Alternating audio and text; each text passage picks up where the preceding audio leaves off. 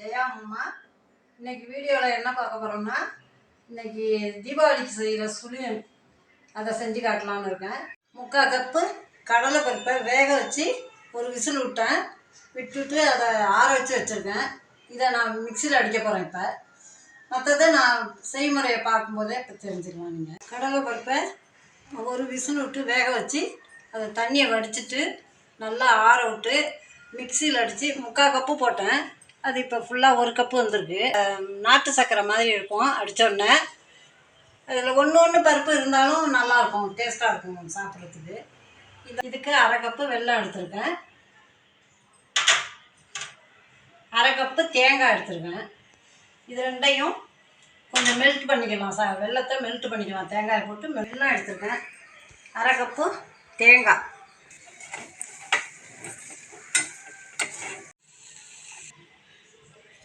வெல்லமும் தேங்காயும் மெல்ட் ஆகிடுச்சு. இப்போ இதில் இந்த கடலை பருப்பு வேக வச்சு மிக்சியில் அடித்து வச்சுருக்கு கடலை பருப்பை அதில் போடுறேன்.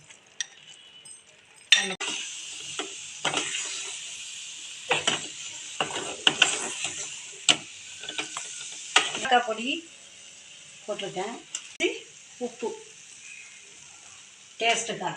இந்த மாதிரி வந்தால் போதும். இது கொஞ்சம் ஆறணுன்னா உருண்டையாக ஊற்றி வச்சுக்கணும். இந்த பூர்ணம் ஆறுறதுக்குள்ளே இந்த மைதாவை கொஞ்சம் கலக்கலாம். சுழியம் நினச்சி போடுறதுக்கு 3 ஸ்பூன் போட்டிருக்கேன். கொஞ்சம் டேஸ்ட்டுக்காக கொஞ்சம் சுகர் போடுறேன். உப்பும் கொஞ்சம் போடுறேன்.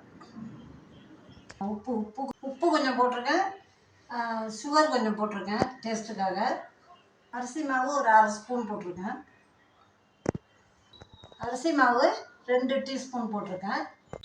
நம்ம சுழியை நினச்சி போடுறதுக்கு தேவையான அளவு தண்ணி கொஞ்சம் கொஞ்சமாக போட்டு இல்லாமல் இந்த பதத்துக்கு கலக்கணும்.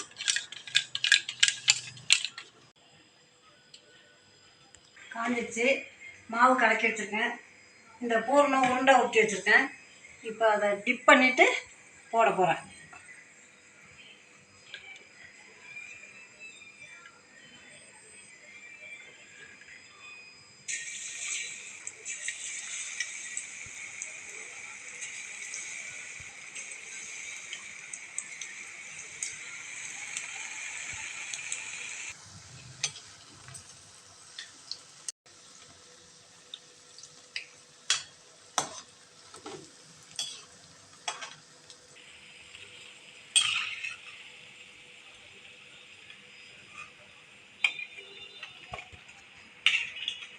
இந்த மாதிரி தான் இருக்கும்.